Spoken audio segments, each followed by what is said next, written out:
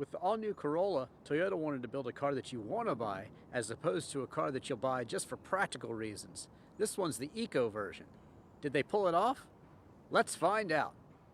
For 2014, the shape is certainly more aggressive. Seems like they're going after a younger audience now. However, the standard wheels tend to tone down the look a little bit more for the eco version here. It's not a real paradigm shift, but it definitely looks better and more modern. I think the new shape is best viewed from the front or rear three-quarter view. Toyota's really improved the interior too. Much more modern and very tech-savvy now too. No power adjustability for the seats, but they are very comfortable, and I really like the colors they've chosen for the interior here. They've even matched the seats to the carpet and the door trim too. Nice. The center armrest hides 2 tiers of storage. You get 2 cup holders, a real handbrake, and the ability to cancel the traction control, which I don't recommend. The CVT transmission also has a sport mode where you can shift it yourself and a downhill braking mode. You get a bit more storage back here, plus a car charger and a USB input and aux input too. You don't get dual zone climate control, but it is automatic and it is straightforward and easy to use. The infotainment screen also houses your backup camera and gives you some useful information about your travels. Plus, of course, you can manage your audio with it too. You also get a digital clock right in the center of the dash too. The steering wheel houses controls for your radio, also volume of course, and mode. You also get controls for Bluetooth, and there's also a screen here for information. Gives you useful travel information, range left over, that sort of thing. And the analog gauges, very straightforward, well laid out. Down here, cruise control, which you'll also find on Lexus and Scion cars too, same place. To the left of the steering wheel, you have controls for your outside mirrors, also your dash light, power windows and door locks here.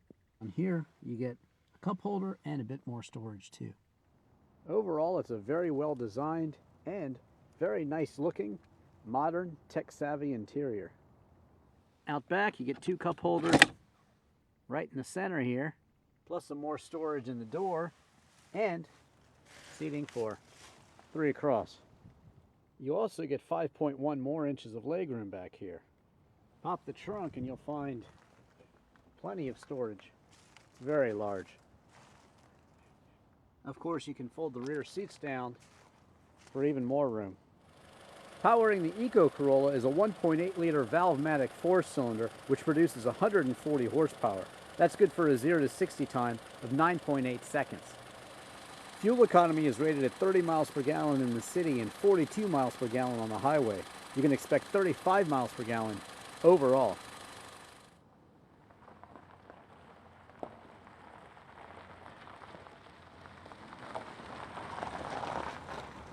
In terms of pricing, the 2014 Corolla starts out at $16,800 and goes up to about $19,000. Now this one, the Eco, starts at $18,700 and there's really no options, so you're out the door at $19,510. And it seems like very fair money, even with few options, because this is really a very polished feeling Corolla.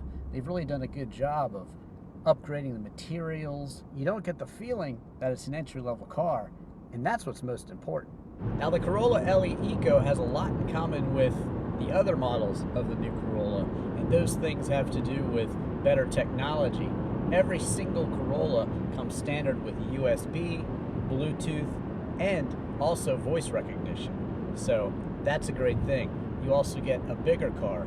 It's a bit lower too, and the wheelbase is increased by 4 inches, but you get over 5 inches of extra legroom. That's certainly class leading, and that makes a big deal, much more rear legroom. So it's a bigger car with a lower center of gravity, and that improves handling. In terms of style, well, inside and outside, it does seem that they're looking to appeal to a much younger audience. It's pretty plain to see in their commercials with DJs and dancing in the street.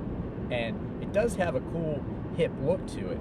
So I took a road trip in this Corolla Eco, with a family member of mine, and our grandparents both had Corollas in the late 70s, and he was very impressed with both the look inside and out.